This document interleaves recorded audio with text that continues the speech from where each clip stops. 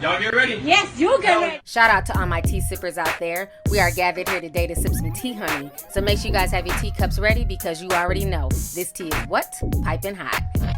Hey, all you cool cats and kittens. I hope you guys are doing good today. So I want to give you guys an update on everything that's going on with the coronavirus and just the chaos that's ensuing. So if you guys do not know, like we talked about on my live stream on Saturday, that a lot of states are taking desperate measures. It started with Rhode Island. They were basically banning New Yorkers from coming into the state of Rhode Island. They were also doing door-to-door checks on people who had New York license plates. They were doing door-to-door checks and finding out when people got to Rhode Island, so that way their state could not be infected. So then what ended up happening is that the New York Governor Cuomo, he was very upset, and he basically said that Rhode Island will no longer be stopping New Yorkers. If they continued, he would be suing the state of Rhode Island, okay? So that is what he threatened, and the Rhode Island governor, Miss Gina Raimondo, she was not feeling that at all. So even after he threatened her, she came out today and she basically said, I don't care what Cuomo has to say. She is sending National Guards door to door to search for New Yorkers. This is not a situation where they're going to grab New Yorkers and throw them out, but she most definitely wants to know who's in her state from New York, when did they get there, and if they just got there, then they want them quarantined for 14 days. No different than what's going on in the rest of the world with China and things like that.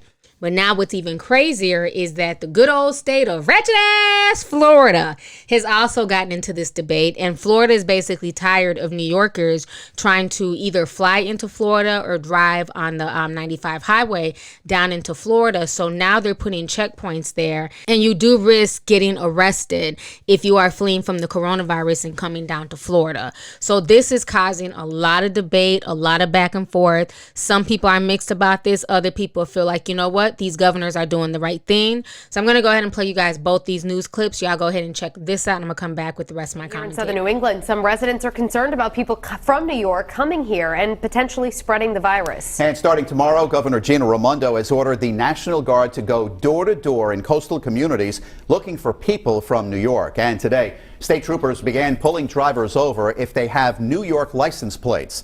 Eyewitness News reporter Rob Nesbitt spoke with one of those drivers. He's here now with the new details. A mandatory checkpoint has been set up here on Interstate 95 in Hopkinton, where all drivers from New York are required to stop and register themselves with the National Guard if they plan on staying in Rhode Island. As you drive into Rhode Island from Connecticut on Interstate 95, you'll read this traffic sign telling New Yorkers to stop. I'm like, oh boy, here we go. Tara Copey drove up from Staten Island to pick up a new puppy for her family. She was given a packet by the National Guard That 14-day rule. saying that New Yorkers are required to quarantine for 14 days if they plan on staying in the Ocean State. I mean, I feel bad that New York is getting such a bad rap sheet when it's really all over the place. The ACLU of Rhode Island called the order by Governor Raimondo unconstitutional, a claim she disputed Friday, saying it's what needs to be done with New York City just 180 miles away. It's consistent with all the guidance we're getting from the federal government and from experts, and it's what I know to be necessary in order to keep Rhode Islanders safe. Some New Yorkers, like Michael Chavone, traveled to Rhode Island from New York City before the governor's announcement. It made sense to get out of there while I could. He still plans on self-quarantining for 14 days while staying at his parents' house in Providence, and understands why others from New York City would be traveling north to quarantine. In New York, there were already problems with getting basic supplies at the grocery store a few weeks ago, and I only foresaw that getting much more difficult. Starting Saturday, the National Guard will be doing the same work, but going door to door. Governor Raimondo says that will be happening in Rhode Island's coastal communities, where those staying from New York will be asked to quarantine for 14 days. In Hopkinton, I'm Rob Nesbitt, Eyewitness News. Those who choose to travel to the Sunshine State anyways. I issued an executive order requiring everybody arriving from the New York City area to self-quarantine for 14 days. We have National Guard and some other health folks at the airports. All these folks are having, they have to provide information. They have to provide a place where they'll be self-isolating, and that is enforceable under the executive order. But some find the decree a bit too draconian, even unconstitutional. Preventing interstate travel infringes on the right to freedom of association, something the U.S. Supreme Court allows only when there is convincing and reliable evidence that those entering are actually ill. Instead of offering relief, this new order is putting the state in a bit of a legal quagmire. To help sort it out for us, let's go to Brian Claypool. He is a criminal defense attorney. I guess the question, Brian, is, first of all, thank you so much for joining us as always. Does Florida have the legal authority to make people quarantine for 14 days, American citizens who come from elsewhere? Hey, Trace, good to be with you. Hope you're staying safe. This kind of executive order by the governor of Florida is probably the most extreme measure we've ever seen. Even these stay-at-home shelter orders are very extreme as well. And you still have constitutional rights, even when these governors issue these broad and excessive executive orders. Mm-hmm. And in this case, the people traveling from New York clearly have a constitutional right, like you said. Mm-hmm. Freedom of association is one, the Commerce Clause. And then on top of that, Trace, you've got what's called the Privileges and Immunity Clause, which I guarantee you some folks traveling from New York are going to invoke. And what that means is a state cannot discriminate against citizens from another state for any reason, including a medical issue.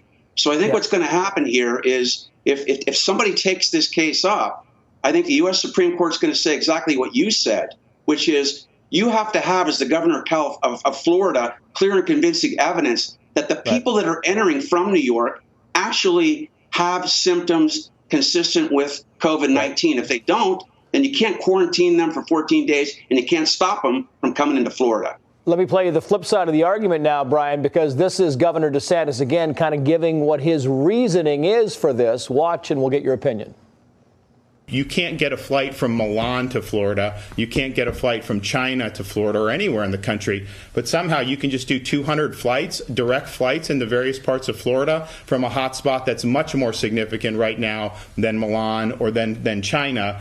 If you were in New York State, you left when you were told to shelter in place. You defied that, and then you got on a plane and came here. And so we don't want there to be any fallout here in the state of Florida from that. He's right when he says, look, you can't come from China. You can't come from another hotspot. And New York right now is the epicenter. And they've been telling you in New York to shelter in place and not to spread the disease. And if you get on a plane, one, you could be spreading the disease by getting on a plane. And two, you go to Florida and then you're walking on a beach in Fort Lauderdale 3.5 hours later. There's clearly a very robust debate about this, Brian. Yeah, Trace, the problem with that logic, though, is that only the federal government, only President Trump has the authority to limit, for example, flights coming in from other countries into the United States. So to make that analogy is inappropriate. Right, so you guys just saw those news clips. And in my personal opinion, I don't think that either the Florida governor or the governor of Rhode Island are doing anything wrong. At the end of the day, they do have to protect their people.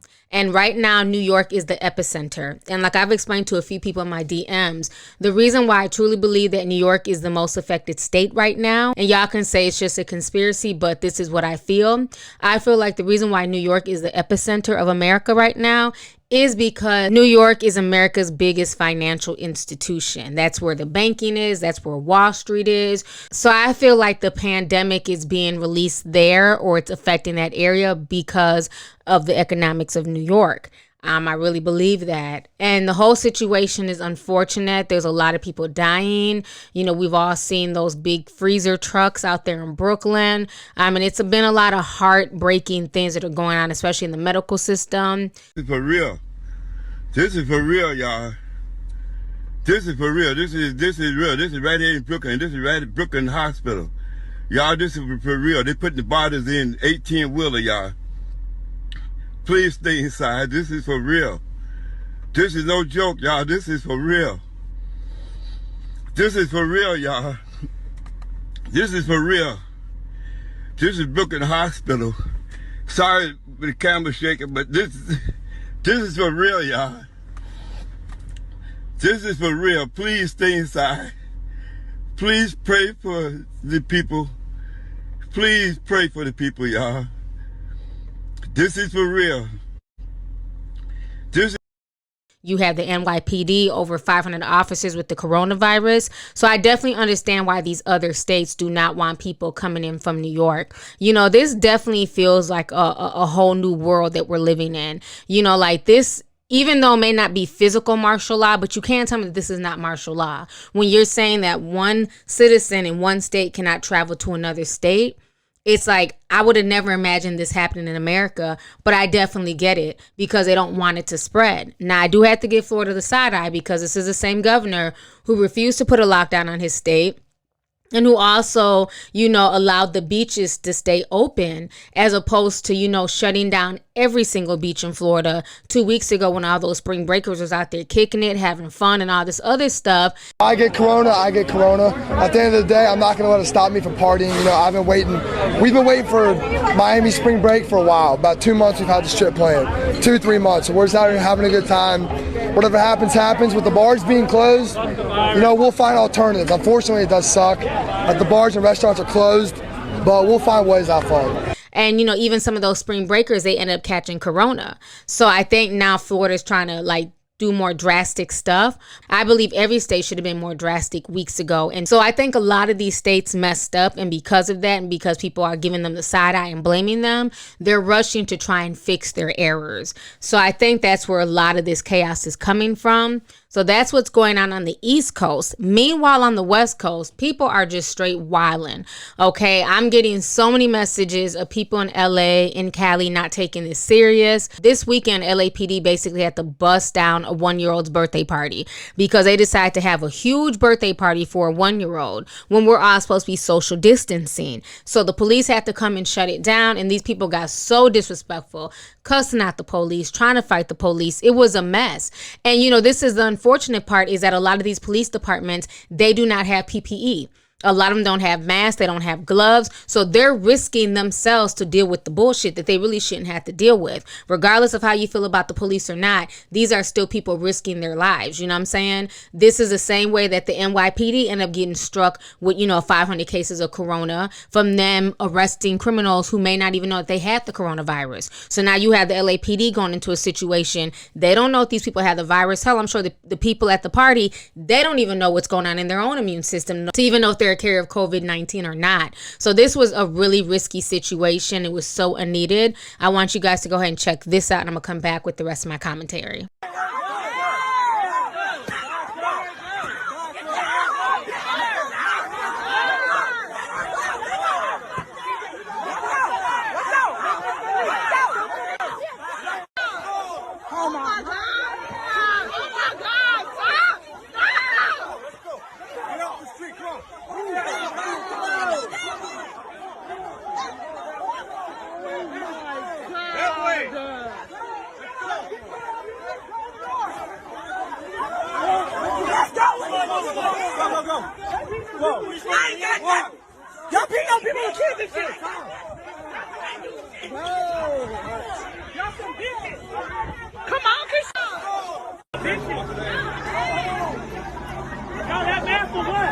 What y'all so mad about?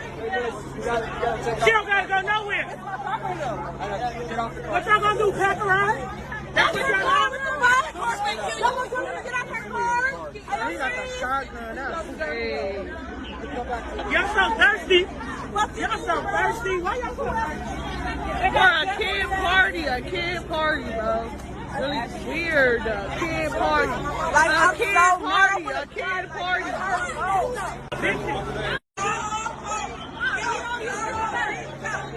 Well, where did they come down? Exactly. Where we going? To the 60s. Nowhere. They trying to get us shot. They got dumb guns. They got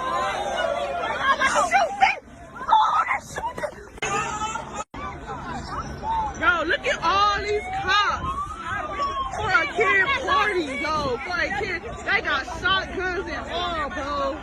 We coming back, bitch. All right, so you guys just saw that. So like I said, it's really disturbing, all the little things that are going on. I'm trying to keep everybody updated as much as possible on my Instagram page. Now, another thing that we talked about this weekend was what's going on in Italy.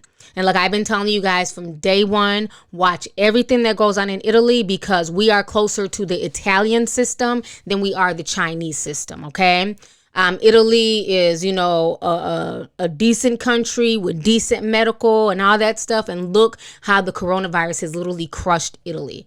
You know, the medical personnel there, they've been going through hell. We've had doctors and nurses dying, you know, just a bunch of people, over 10,000 people have died in Italy. So the coronavirus has just taken hold of this country, and Italy actually did things right. When they got word that people were starting to get sick, they shut down their entire country. No one was allowed to leave, and people listened. They self-quarantined. They did the right thing. But what's happening right now, because they're dealing with so much death, the medical establishment is just stretched beyond belief. What's happening now is that the people have been in their homes for almost a month. So there's no money coming in. The food is running low. You know, people have several family members living with them. So people are getting desperate. And now the people are coming out and they're looting. So now you have Italians out here looting. They're going to grocery stores. They're saying, we have to eat. We haven't eaten in a whole week. We haven't eaten in days. I had to get food for my family. I had to get diapers for my babies. So now people are being forced to loot. Why? Because there's no income coming in. So now Italy is scrambling to try and come up with some type of voucher system to give people money to go buy food from the stores to stop the looting. So right now, society in Italy is starting to break down. And that's what has me worried, because Italy actually did the right thing. The people there actually listened and they social distance. I mean, I showed you guys videos months ago of Italy basically shutting down. Everybody was in the home. That was it. After they got their groceries, that was it. So they did the right thing. Meanwhile, here in America, so many of us in so many different cities are not taking it seriously. You know, it's one thing if you have to run to the grocery store real quick or run and go do something really quick, but you have people literally having pull-up parties, birthday parties, kicking it.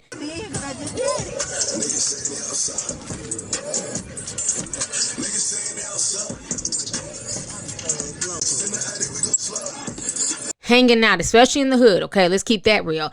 You know, not taking it seriously. And meanwhile, the death toll in America is rising. So it's going to be one of two things that's going to end up happening here, in my personal opinion.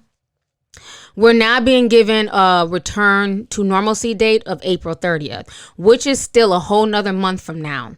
If people don't get it together, start getting in their homes, making sure they have whatever food they need, they're going to start enforcing physical martial law, where the army will be coming into these neighborhoods with guns and shutting shit down, because this virus is spreading and they're trying to stop the spread of this virus. And with people not taking it seriously, they're going to have to go to the extreme, okay? The police are not going to keep risking themselves and exposing themselves to the virus because people want to party and kick it. In a minute, they're going to say, you know what? We quit. We're going to fall back. Let the army, who has all the protective gear and everything that they need, let them man the streets. And that's what's going to happen. And what it's also doing is that the longer it takes for people to get it together and social distance, the more this virus is spreading, the longer the economy will have to be out of commission. And right now in America, like I spoke on during my live, the average person is living paycheck to paycheck. So they cannot afford to be out of work for, you know, weeks on end. So what's going to happen is, if there's no income coming in, it's going to take a while for y'all to get that $1,200 stimulus check. So don't depend on that right now, okay? If they don't have the income coming in, the food is running low. Soon here in America, we will have a situation like Italy, where good people are being forced to loot and feed their families. People will listen for a while. They'll do what they need to do. But once hunger sets in, once those babies are crying and there's no diapers, there's no milk, there's no food, people are going to get out and you're going to see an ugly side of society. That's when the wolves will come out.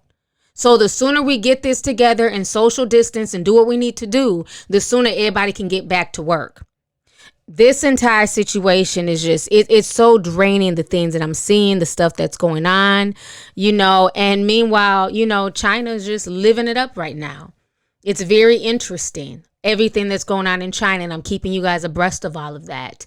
So anyways, y'all, I don't want to make this video too long. So let's go ahead and get the discussion popping. Let me know your thoughts on this entire situation concerning all these new measures taking place in the United States with these interstate travel restrictions in Rhode Island, in Florida. Other states are looking to start enforcing them as well. I'm hearing things about Texas, things about Louisiana. Atlanta wants to block people from Louisiana coming to Atlanta because Louisiana's cases are skyrocketing right now. Then we also have the issues going on where social order is breaking down in Italy. And honestly, I can see it happening here in the next few weeks if people don't get it together. And then last but not least, I want to know y'all's opinions on all these people out here partying, birthday parties having to be raided because people don't want to listen. So let me know your thoughts on everything. Don't forget to hit that subscribe button. Make sure you thumbs up the video. Last but not least, don't forget to hit that notification bell so that we can down with the notification squad. So let me know your thoughts. All right, deuces.